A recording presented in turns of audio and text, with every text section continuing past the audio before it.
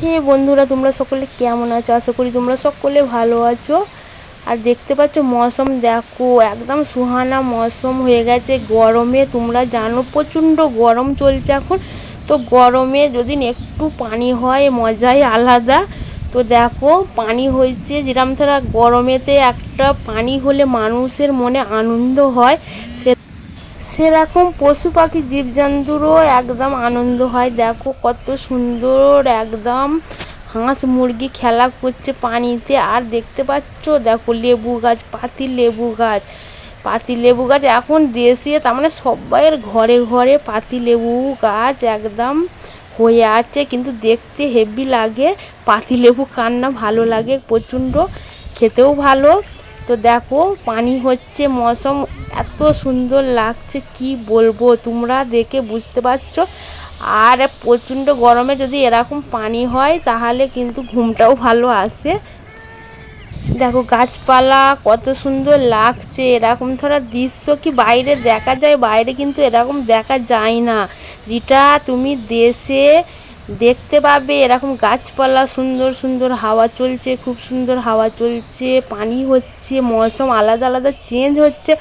কিন্তু ওখানে শুধু ঘরবাড়ি বিল্ডিং, তার মানে এইসব দেখে দেখে আর মানুষের ভিড় দেখে দেখে তার মানে চোখগুলো আমাদের একদম হয়ে গেছে। এই জন্য একটু যখন দেশে এসেছি তো একটু গাছপালা দেখে মনে কিন্তু শান্তি মিলছে।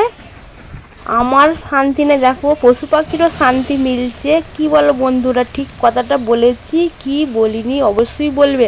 আর দেখতে পাচ্ছ আতা গাছ, আতা খাবে না কি? দেখো ছোট ছোট এখন আতা হয়েছে, তো বড় হলে কিন্তু বললো একটা দিয়ে দেবো। তাও আমাদের গাছ না, এগুলো দিদিদের গাছ। তো দিদিদের ঘরে এখন তার মানে এসছি। তো দেখো পানি হচ্ছে, তো মৌসুম একদম सुहाना লাগছে।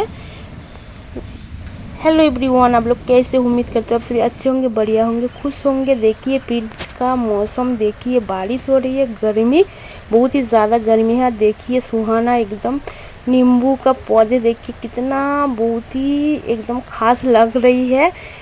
और देखने में भी कितना खूबसूरत लग रही है। ऐसे खूबसूरत नज़ारा सिर्फ पिंड में ही देखने को मिलती है। और देखिए बारिश हो रही है। तो मौसम इधर का नज़ारा कैसे ज़रूर कमेंट कीजिएगा, ठीक है। আর এখন সব সময় পানি হচ্ছে, একদিন তারপরে যেখানেই মেঘ ধরছে সেখানেই পানি হচ্ছে।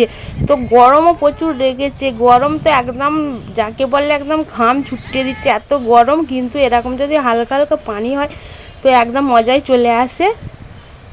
কিন্তু বলো তো কালবৈশাখীতে ঝড় হলে কিন্তু একটা কথা মনে পড়ে যে ছোটোবেলায় সেই আম গাছের তলায় আমরা দাঁড়িয়ে থাকতুম, ঝড়েতে হাঁ করে উপরে গাছেতে দেখতুম যে কখন নিচেতে আম পড়বে। দেশের এইটাই খাসিয়ত যে কোনো যখনই তোমার ফল ফ্রুট হয় এরম ঝড় পানি হলে সেই ছোটোবেলায় যেরকম ধরো গাছতলায় আমরা বসে খালি গাছের ডালের দিকে তেঁকে থাকতুম, সেরকমই মনে হচ্ছে আজকে।